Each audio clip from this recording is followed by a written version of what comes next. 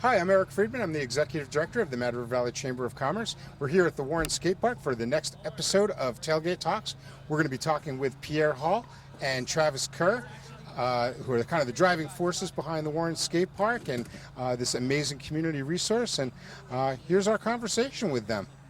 So we're here today with Travis Kerr, the owner of Splinter Snowboard, and with Pierre Hall of the Warren Skate Park. Welcome, gentlemen. How are you doing today? Doing well. How are you? Outstanding. So we're here at the Warren Skate Park.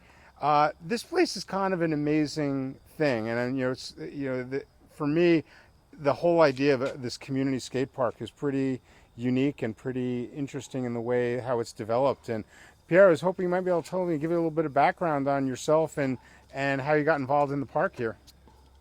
Well, growing up in the valley, I got kind of obsessed with skateboarding. Me and a bunch of friends. Because there's so much pavement. There's so much pavement. Grew up learning to skate on a dirt road, but yeah, we just fell in love with it. You know, it's really just kind of, you push yourself. There's no rules. You know, it's just whatever you can dream up of doing. You're your own competition. You know, I got kind of sick of team sports and rules and regulations, being told what to do. So it offers a lot of freedom, freedom of expression. You know, just do whatever you want. Just be a decent person. And we didn't really have a place to do it. We were looking for somewhere to do it and to build stuff, and approached Warren, Waitsfield, and Fayston. And Warren kind of already let us use this space. We had some wooden ramps that were all falling apart. Just on the basketball court. Well, yeah, and the space over here as well. And what are we talking about? Like, when was this? So the town kind of officially approved it as a space for skateboarding. It was like 1997 or 98.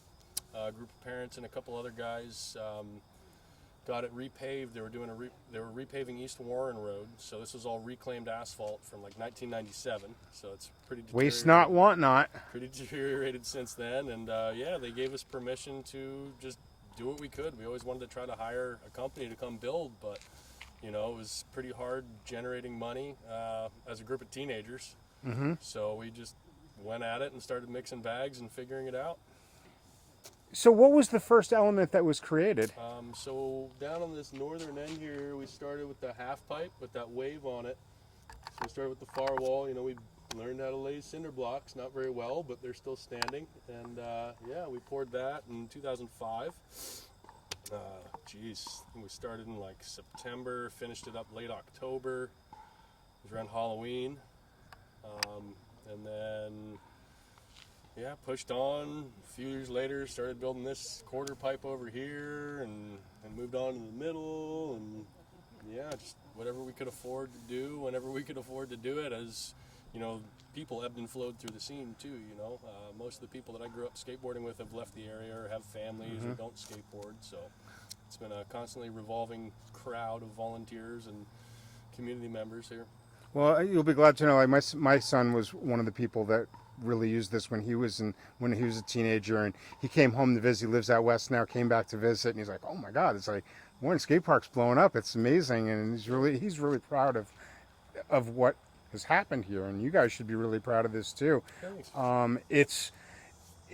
Can you talk a little bit about the community, Travis? I know, one of the things I really have figured, I've learned to understand about, your business at Splinters and your involvement here in the skate park is that you are all about community. And I think what kind of strikes me too about it is that how organic it is. It's not this contrived thing. Can you kind of speak to that a little bit? Because it seems like it's really important to your business and what you're doing here. To the point where originally our tagline or slogan for Splinters was against the grain, being splinters, and it's turned into community, not core. And I think that was organic because literally it wasn't even ever written. It wasn't supposed to be the slogan. I think I managed shops years before I started Splinters. The old shops were changing hands. We started Splinters in 2016. I feel that I'm just the lucky guy that gets to own the shop because the community makes the shop happen. And the snowboard community at Sugarbush, especially Sugarbush Parks, and my partner at Splinters is involved with the ski ride school. He's the head snowboard instructor up there. So the winter we always had, and then the summer, there was just no skate shop out here, but obviously we had the amazing park. I kept bugging him and bugging him and bugging him. And I still don't know if there's any money in this skateboard thing, but it is a passion project. That we used to drive an hour to Burlington to buy wheels, and now we don't have to do that anymore. So thank you. once again, I'm just lucky that we get to stay open in the summer and do some shoes and skateboards and then be involved down here. I think I probably got involved around 2020, 2019, 4 or 5 years ago. And since then, we formed a nonprofit and we are tax exempt. So all of our donations are deductible for businesses, and we can apply for federal and state grants, stuff like that. And yeah, once again, that's all community, because this whole place was built by community donations and volunteer labor, and once again, just kind of the shop owner that stumbled into this rad community. Yeah, In all what's reality, I mean, yeah. And what's kind of cool about it, from what I understand too, what my son's been telling me, is that people from Burlington, Chittenden County, from Montpelier, other parts of central Vermont, are now coming here to skate here, as well as going into your shop. And the vibe on the street, dude, is that you got the best skate shop in Vermont. Well, that's nice to hear. We definitely, there's betters and people bigger, and people have more selection, but we have the best of the best in a good amount for our small area. But yes, the skate park, and then involved also with just the valley and the area. Kids come out here, they skate, they go jump in the river, they stop by Splinters, they camp again, they do the same exact thing the next day, and then they come back 3 weeks later and do it again. Yeah, it's a huge amenity so for awesome. visitors, right? Yeah. I mean, and having Warren Falls, and I mean all the swimming holes along Route 100. Yeah. But yeah, why wouldn't you want to come up here? And then there's even more camping grounds or campsites that have been opening up the past few years. So yeah, I mean, we all choose to live here, I think, for a reason. So it's rad just sharing that with everybody that doesn't live here. so tell me a little bit about what the future plans for the skate park is. Like, do you guys have? Is there like a big master plan kind of thing, or? Oh, we got a It's a big vision. big It's vision. a never-ending process. Never ending. Hopefully, I'll finish it one of these years. But Putting the dome over it? Maybe like a certain area for rainy days. No. Probably never covering it, but yeah, eventually, part of my role being on the Warren Rec Committee was to push for more skate park space. It was a little bit selfish, but the kids have been loving it. It's good for the next generations, something positive and healthy to do. It's all about the kids, man. Teaches you to fall down and get back It's for up. the children. Right. But yeah, we'd like to take over the space where the basketball court is and continue clearing the tree line up against the hill here, expose some more bedrock, and build out, hopefully another 10,000 plus square feet. And- We got a soft approval from the town, but we really got to come up with a good plan and beat the fundraising drums before we can do that. Yeah. How do you guys go about doing the fundraising for this? So it's been pretty low key. The Mad River Valley Recreation District has been huge, especially since the beginning. They've been helping us out. In the last 6 years, 5-6 years, they've been consistent and contributing to our cause, which Every is year a wonderful. good check. Yep. Thank you. Thank you. And then local fundraising, just kind of word of mouth. Travis down at Splinters does a roundup. Yep. So anytime you want to go buy something, you don't want to get change. Oh, you round up for You the can skate round it up park. for the That's skate so park. cool. And Lawson's has given us money as well. Yeah, And then so Mahirons is probably our biggest Mahirons. local contributor for local businesses. Nice. So Yep. shout them out for Yep. sure. No, we've, and then honestly, the community. Anytime we've run an Yeah. event, the community shows up. We're really remarkable here in the Mad River Valley. We all support each other in all the causes. What kind of events do you guys do here? So this will be on Saturday, the 17th. Rain or shine, we're pushing through. We're going to have our third show. It'll be beautiful. So we've got a bunch of rock and roll music, punk rock music going on from noon to probably about 8 or 9. We're going to have some food. And, in the past for fundraisers, we've had raffles, we've had silent auctions. I've gone door to door. There's swag too. Travis does T-shirts down at Splinters. I got another round of T-shirts at the house too. Very good. For the event Sick. this year. So these were, speaking of the kids, designed by a Harwood student, Jane. Shout out teacher Katie. Ran a program. It started last year and then continued it for this year. A bunch of students did artwork. Students voted on the winner, and this was the winning design, kind of like a pencil sketch. So we, with the help of computers, made it more of a kind of like a spray paint stencil logo, and then a little Splinters hit on the side. But these are available at Splinters and splintersboardshop.com, but all the money goes to the skate park. Yeah. This is our second year doing this. Local kid did the artwork. All the money goes to the skate park. So yeah, 2 colors, kids, adults, all the good stuff. Can't go wrong. Had to plug. No, shameless plugs. the skate park. We love it. Are the shameless plugs our favorite kind of plugs, Travis? Heck yeah. Absolutely. There are no rules here. Congratulations, Jane, yeah. Yeah, Jane. Sick. No, so one of the things I know the archway is kind of the big feature that I think is sort of symbolic for this skate park. Can you tell a little bit about it and why it's relevant? Well, I mean, when we were kids, my brother and I always dreamed of doing a doorway, and it's kind of not the most fortunate story about why we did it, but a good friend of ours passed, and his mother asked us to put his ashes in a piece. And we figured, well, if there's a time to go big, it's now. So we did that for Anthony. Yeah, and it's it's difficult, it's fun, it's beautiful. You can walk right through it. Yeah. And it's a signature thing. I mean, like Amazing. when you take a picture of it. And there is plaque on the two plaques on Yep. the inside, and very special place, special. So take a look. Yeah, no, absolutely. Yeah. No, and I think that's one of the things about the valley too. I mean, you see those sorts of things everywhere, and like the stars and the star kits and things like that. And, it's unfortunate how it always seems to, with kids, Well, it's But- regardless of what happens, I mean, we see addiction all over the state in a lot Yep. of places, and part of the reason why I stuck with skateboarding is this is one of the few things I could do as a young sober person with my friends. I didn't get invited to the parties, I didn't go out, but we all skated together. It was always a positive thing that we did that didn't revolve around partying. Yeah, and it's awesome for people like Anthony and for the 5 kids from that car crash. Like, their names are kept alive, and I know from the perspective of the parents that's really important. Yep. So it's an awesome thing.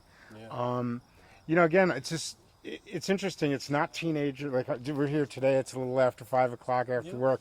It's kind of fun to see people that are not like, I think, what your typical demographic of a skate park. I mean, this guy has gray hair, beard, and he rips too. Like, Yeah, he's got.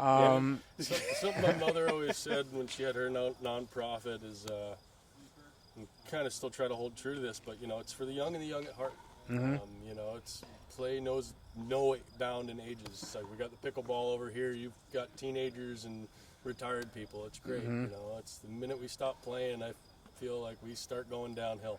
yeah, and you mentioned that you were on the rec committee here in Warren. Yep, just reformed that the other year. And what's so cool about that is, it seems like there's that everyone's coexisting. I mean, you have the dog park over here and the softball field and ultimate frisbee and basketball and pickleball and tennis and the school kids and Yeah, a playground. couple trails out back here too. It's Yeah. pretty awesome, man. And everyone's It's getting along and collaborating. Oh yeah, no, it's the idea. I mean, as far as I know, this is one of the few publicly owned pieces of land for recreation that's actually developed in the Mad River Valley. If you look at Couplesfield, it's privately owned land. There are some other public recreation areas, but most of it is just fields and trail systems. So it's all we're pretty fortunate to be able to have this space and do what we all do here. Yeah, it's interesting. You guys with the whole Stewart MRV program that came about from the chamber, Yeah. and when we started talking about outdoor recreational access points, we were thinking trailheads, swim holes, and then I think I just went in one day and you were and Travis, you were talking about garbage at the. Yeah, I was into it. And I'm like, oh, I think we can help you with this. And it was a few days later, we're picking up garbage here, 100%. and I'm really proud of the fact that we embrace this as just another access point, no different than a swim hole or a trailhead, and we appreciate it because that was, I think, the first year of the stewardship program. Yeah, it was. You were still heading everything up, and it was like, well, if we're doing trash pickup and recycling at other areas in the valley, we've been bringing trash back to dumpsters or the dump or maybe the shop for years. So it was, I mean, it just made sense. And and you look sometimes things around happen for a here, reason. and you look around, it's clean. Yes. It really is. I mean, and Maybe with the rough around gardening the and edges, but we and take now- care of it. And now it's great too because people aren't dumping a bag at the tennis courts thinking just somebody's going to come pick it up. So it's just everybody has one pickup on that corner, another pickup by the softball fields, and the whole area is just better. And even when the cans were by the skate park, it would be half of it was dog bags. So everybody uses the fields we're just stoked that, whatever, we could be a part of it. So Yeah, thanks to very the thankful. chamber and the stewardship program, because that's awesome. And now we have portalettes. So there's bathrooms here, which we never had for years and years. Yeah. And everyone's got to go, right? Exactly. And thanks to the Warren Rec District, maybe someday we can get some water fountains. Ooh, Maybe a little we're not gazebo. gonna dive into I don't that know, I don't one. know. We're not gonna dive into that one yet. Big dreams, water fountains. Let's keep dreaming big. I like it. Yeah, one of the interesting things too that that I've seen here was in my time just hanging around here over the years is that I think the skateboard community doesn't always have like the greatest reputation, but what I see here is like the polar opposite of I think what a lot of people might expect from a skate park, and like Tony it Hawk is effect. clean and it I is. think a lot of those views have been carried over from old times, and just this unfair stigma against some kids. It's like vandalizing the curb, like cars drive into it. What are we doing? Putting a little wax onto it. Hey, we're lubing up the wheel access. Like, come on. So it's all perspective in my opinion. Understand the vandalism, and there's always gonna be bad eggs in every bunch. You get it in the skiers on the mountain too. Oh, don't I know that? Yep. Oh yeah. No, it's well, this just speaks to skateboarding, how far it's come, and, I mean, and hey, say it's in the Olympics now. exactly like more kids have a skateboard in the garage than play organized little league in America. Like skateboarding's mainstream, and it's an aging demographic. So you get dudes in their 30s or older, 40s, 50s that are taking some responsibility for these places, and whatever you could trust. You could drop your teenager off for a couple hours, come pick them up. It's a safe place. It's always really So, been yeah. part of the skateboard community in the little travel that I've done to different parks too. It's like you always, help the little kids out. You always give them tips because, Big time. there were people there for us when we were learning. Yep. And those were always the older kids you're first intimidated by, and then you finally start chatting, and it's like, oh wait, these guys are nice. Yeah. Yeah. Is there communication among the other skate parks, like the one in Waterbury and the one, like the big one, like A-Dog up in Burlington? Like, is there a community where you guys? Not among like this. I mean, among skateboarders themselves and friends. No, I mean more about yeah. people that are managing these places. I mean, Maybe no. Waterbury to hear a little. Like there's some people, There's some maybe some crossover. email chains here and there for Yeah. events, but Not not a lot. much. I think it's the skaters that use the parks that are the bigger community, and that's what's cool too. Because we always talk about skating and snowboarding, skiing, whatever. How it's just such a community culture, and now it's the same thing. Just bringing our community and sharing that with the rest of the Mad River Valley community. So, we're just niche of a niche, a microcosm like the pickleballers and the Fisher people in the. Don't forget the bocce people. bocce people, stand-up paddle boarders on Blueberry. I heard, They I all heard have their those little those circles. bocce people are rough. Oh yeah, It's a rough crowd. Getting loose down there. Yeah. Okay. All right. I'll go check it out. I think it's Thursday. No, I don't know. Well, I really appreciate you guys taking the time to hit the tailgate and check out what's Thanks. what we're and share with the community what's going on. Anything else you want to add? We're tax deductible if you want to donate. And Yeah, if you want to see more skate park, we dump have your money. merch you can buy. Go And, down to Splinters, shell it out, and thank you for Yeah. having us on the program. Thanks for giving us a little spotlight, and Yeah. Well, Yeah, thanks so much appreciate you. for joining me, and we'll get you back on the tailgate real soon. And Travis, we're gonna get you out this winter and Let's do it. over at Splinters, and we're gonna have you hucking over the trailer and everything. Splinters, we're gonna snow skate. We're doing backflips. Not me. all right, we'll get Connor on that one. We have team riders. Team riders coming soon. Excellent. Hey, thanks, gentlemen. Hey, Thank thanks you. for having us. Thank you.